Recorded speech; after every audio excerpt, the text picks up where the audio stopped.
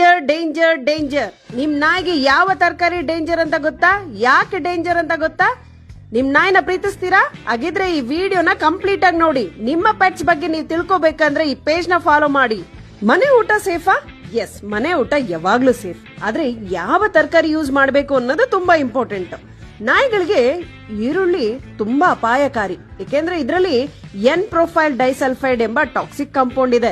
ಇದು ನಾಯಿಗಳ red blood cells ನ ಡ್ಯಾಮೇಜ್ ಮಾಡುತ್ತೆ ಮತ್ತು ಸ್ಟ್ರೆಸ್ ಇನ್ಕ್ರೀಸ್ ಮಾಡುತ್ತೆ ಹಾಗೂ ಬಾಡಿಲಿ ಆಕ್ಸಿಜನ್ ಸಪ್ಲೈ ಕಡಿಮೆ ಮಾಡ್ತಾ ಬರುತ್ತೆ.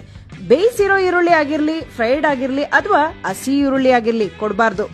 ಬೆಳ್ಳುಳ್ಳಿಯಲ್ಲಿ ಥಯೋಸಲ್ಫೇಟ್ ಮತ್ತೆ ಡೈಸಲ್ಫೈಡ್ಸ್ ಎಂಬ ಕೆಮಿಕಲ್ಸ್ ಇರುತ್ತೆ.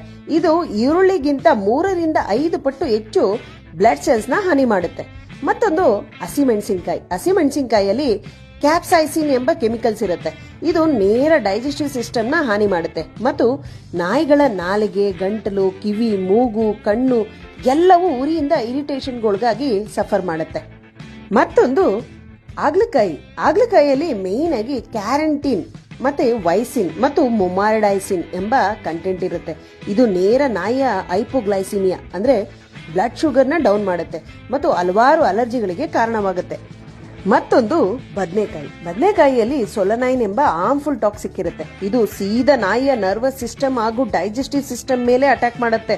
ಇದರಿಂದ ನಾಯಿಗೆ ಡೈಜೆಷನ್ ನಲ್ಲಿ ತೊಂದರೆ ಮತ್ತು ಹಲವಾರು ಅಲರ್ಜಿಗಳಿಗೆ ಕಾರಣವಾಗುತ್ತೆ. ಇದರ ಎಲೆ ಮತ್ತು ತೊಟ್ಟು ಇನ್ನೂ ಟಾಕ್ಸಿಕ್ ಆಗಿರುತ್ತೆ. ಹಲಸಿನ ಬೀಜದಲ್ಲಿ ಟ್ಯಾನಿನ್ಸ್ ಮತ್ತು ಇನಿಬಿಟರ್ಸ್ ಎಂಬ ಆಂಟಿ ನ್ಯೂಟ್ರಿಯೆಂಟ್ಸ್ ಇರುತ್ತೆ. ಇದನ್ನ ಸ್ವಲ್ಪ ಜಾಸ್ತಿ ನಾಯಿ ತಿಂದ್ರೆ ಡೈಜೆಸ್ಟಿವ್ ಸಿಸ್ಟಮ್ಗೆ ತೊಂದರೆ ಆಗುತ್ತೆ ಮತ್ತು ಇದು ಜೀರ್ಣ ಮಾಡ್ಕೊಳ್ಳೋದ್ರಲ್ಲಿ ಸ್ವಲ್ಪ ಕಷ್ಟ ಆಗುತ್ತೆ. ಇಂಟೆಸ್ಟೈನ್ ಬ್ಲಾಕ್ ಆಗುವ ಚಾನ್ಸಸ್ಗಳು ಕೂಡ ಹೆಚ್ಚಿರುತ್ತೆ. ಮತ್ತೊಂದು ಹಸಿ ಆಲೂಗೆಡ್ಡೆ, ಇದರಲ್ಲಿ ಸೊಲನೈನ್ ಎಂಬ ನ್ಯಾಚುರಲ್ ಟಾಕ್ಸಿಕ್ ಇರುತ್ತೆ.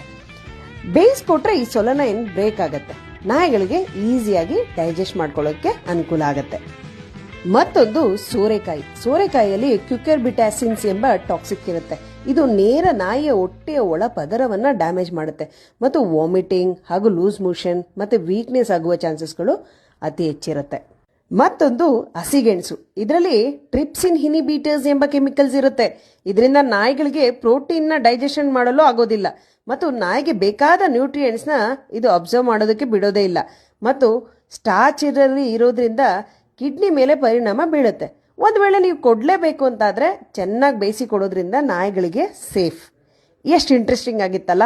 ಹಾಗಿದ್ರೆ ಈ ವಿಡಿಯೋನ ಶೇರ್ ಮಾಡುವ ಮೂಲಕ ಪ್ರತಿಯೊಬ್ಬರನ್ನು ಎಜುಕೇಟ್ ಮಾಡಿ.